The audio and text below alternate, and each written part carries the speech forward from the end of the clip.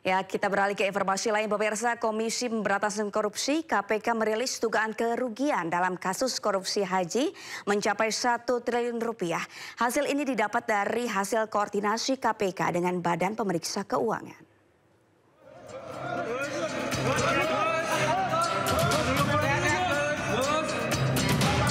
KPK memprediksi kerugian negara dalam kasus korupsi haji mencapai angka lebih dari 1 triliun rupiah. Angka ini berdasarkan hasil hitung internal lembaga anti rasuah tersebut. Namun demikian, pihaknya akan memastikan jumlah tersebut dengan Badan Pemeriksa Keuangan (BPK). Dalam kasus ini, KPK menggunakan pasal 2 dan pasal 3 Undang-Undang Tipikor junto pasal 55 ayat 1 KUHP. Hitungan internal KPK namun sudah didiskusikan juga dengan teman-teman di BPK, tapi masih hitungan awal. Tentu nanti BPK akan menghitung secara lebih detail lagi. Jadi angka yang didapatkan dari hitungan awal adalah lebih dari 1 triliun. Diketahui saat ini Komisi Pemberantasan Korupsi telah menaikkan status kasus korupsi haji dari penyelidikan ke penyidikan. Meski telah memeriksa mantan Menteri Agama Yakut Kholil Qaumas selama 5 jam pada 7 Agustus lalu, namun hingga saat ini KPK belum menetapkan tersangka.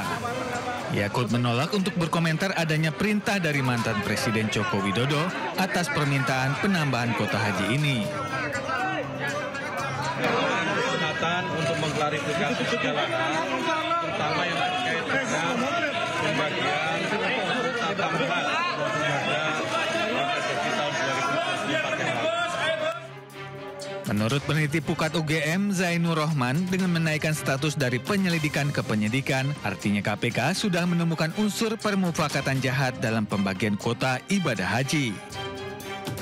Apakah kebijakan membagi secara rata yang tidak sesuai dengan undang-undang itu ya memenuhi rumusan unsur delik di dalam Undang-Undang Tipikor?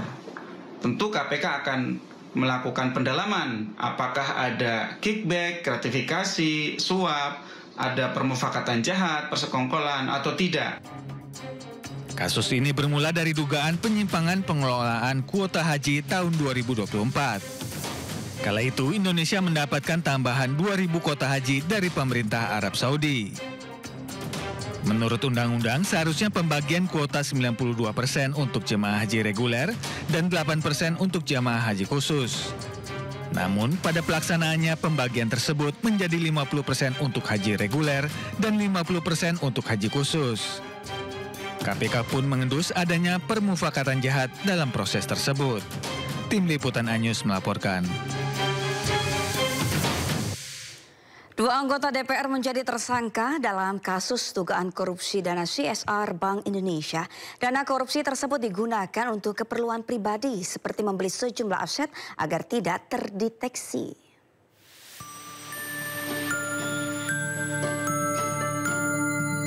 Komisi Pemberantasan Korupsi mengungkap dugaan korupsi dana sosial atau CSR Bank Indonesia dan Otoritas Jasa Keuangan (OJK).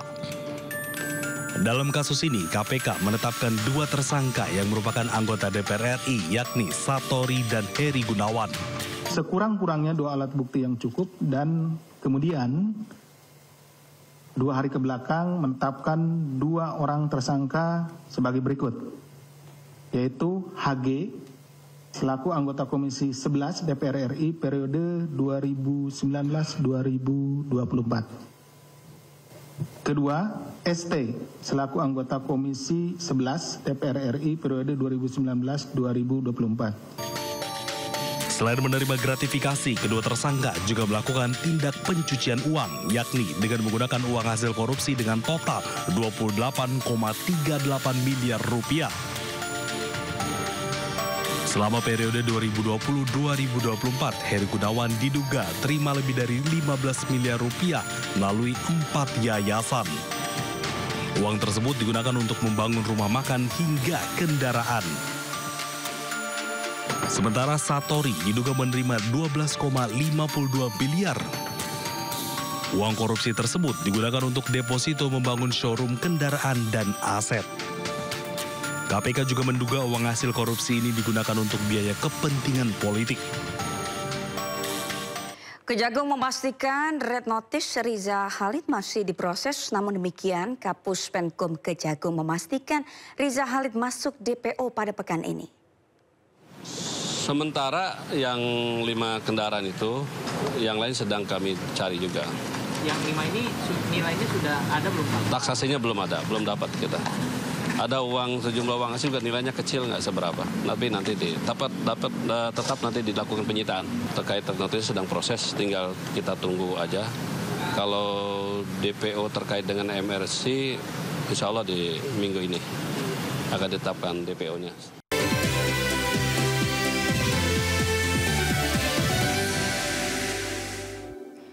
Pemirsa, ibu dan anak terluka akibat rumahnya dihantam alat berat hingga porak-poranda di Semarang, Jawa Tengah.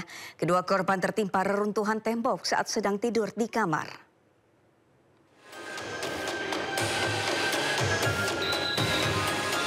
Sebuah alat berat terlepas dari truk pengangkutnya dan menghantam tembok rumah di Jalan Gombel Lama, Semarang, Jawa Tengah. Tembok yang roboh menimpa ibu dan anak yang sedang tidur di kamar rumahnya. Kedua korban luka-luka dibawa ke rumah sakit. Kecelakaan juga menyebabkan kemacetan panjang 2 km di Jalan Jatingaleh hingga Jalan Gombel. Lantaran evakuasi alat berat memakan waktu lama. Ya, waktu itu saya tidur, habis itu ya ada kejadian itu kayak shock aja, kaget, terus bangunannya rontok gitu, dari kaki sampai setengah badan ini ketimpa. Selain trauma, korban juga mengalami kerugian mencapai 50 juta rupiah. Dari Semarang, Jawa Tengah, Andre Aprianto, iNews melaporkan.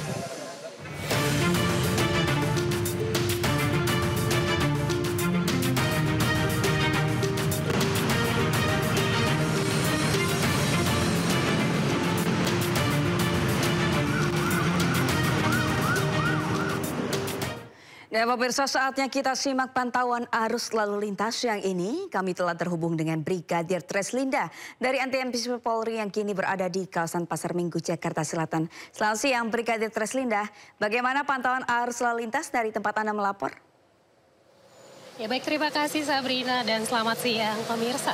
Pada aktivitas siang hari ini di kawasan Kalibata, tepatnya pada kawasan Perdatam, saat ini dalam keadaan ramai cenderung tersendat di antrian trafik light, dan memang antrian trafik light ini cukup panjang hingga pada kawasan Pancoran. Tentunya hal ini ada peningkatan volume kendaraan di aktivitas siang masyarakat. Tentunya kami harapkan Anda untuk bersabar dalam menunggu antrian kendaraan serta jaga batas kecepatan kendaraan Anda. Kemudian memang perlambatan kecepatan kendaraan ini terjadi untuk kendaraan yang akan berbelok arah ke arah Duren 3, mengingat memang aktivitas siang hari ini ke Duren 3 sedikit mengalami peningkatan volume kendaraan dengan adanya pertemuan kendaraan dari arah Kalibata mengarah ke Duren 3, mengakibatkan memang ada peningkatan volume kendaraan. Tentunya kami harapkan Anda untuk bersabar dan tetap utamakan keselamatan dalam berkendara. Sementara untuk kendaraan dari arah Pasar Minggu yang akan mengarah ke arah Pancoran melalui Perdatam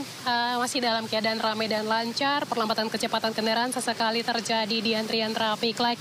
Kemudian memang dominasi kendaraan pada siang hari ini didominasi dengan kendaraan roda 2 maupun roda 4, tidak sedikit juga didominasi dengan kendaraan besar seperti truk dan juga bus antar kota. Tentunya dengan kepadatan kendaraan yang terjadi, kami harapkan bagi pengendara roda 2 untuk selalu berhati-hati saat ingin menyalip kendaraan yang berada di depan Anda.